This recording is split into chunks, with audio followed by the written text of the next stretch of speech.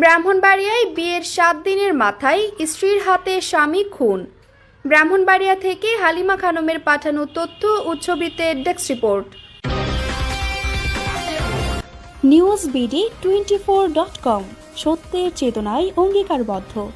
ব্রাহ্মণবাড়িয়ার আখাউড়ায় বিয়ের মাত্র 7 দিনের মাথায় স্ত্রীর হাতে নির্মম হত্যার শিকার হলেন স্বামী মেহেদী হাসান।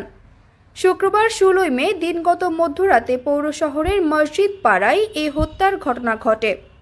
নিহত মেহেদী হাসান মৃত জুলফু মিয়ার ছেলে।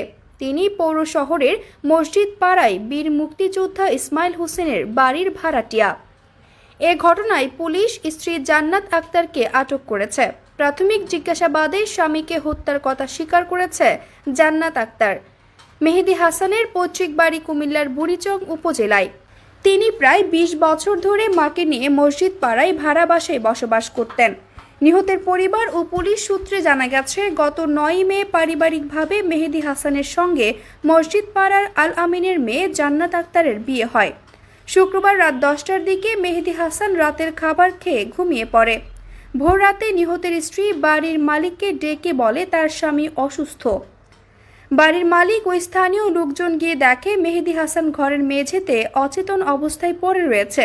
তাকে উদ্ধার করে আখাউড়া উপজেলা স্বাস্থ্য কমপ্লেক্সে নিয়ে গেলে কর্তব্যরত চিকিৎসক তাকে মৃত বলে ঘোষণা করেন। স্থানীয় সূত্রে আরও জানা গেছে, জান্নাত আক্তারের বিয়ের আগ থেকেই অন্য এক ছেলের সঙ্গে প্রেমের সম্পর্ক ছিল। বিয়ের পরেও সেই সম্পর্ক অব্যাহত থাকে। সে তার স্বামীকে মেনে নিতেই পারছিল না। প্রেমের সম্পর্কের কারণেই স্বামীকে হত্যা করতে পারে বলে অভিযোগ করেছে নিহতের পরিবার। নিহত মেহেদী হাসানের মা বকুল বেগম কান্নাজড়িত কণ্ঠে বলেন, 8 দিন হয়েছে আমার ছেলের বিয়ে করাইছি। বউয়ের অন্য ছেলের সাথে প্রেম ছিল। সে আমার ছেলেকে হত্যা করেছে। আমার ছেলের হত্যার বিচার চাই, সরকারের কাছে ফাঁসি চাই।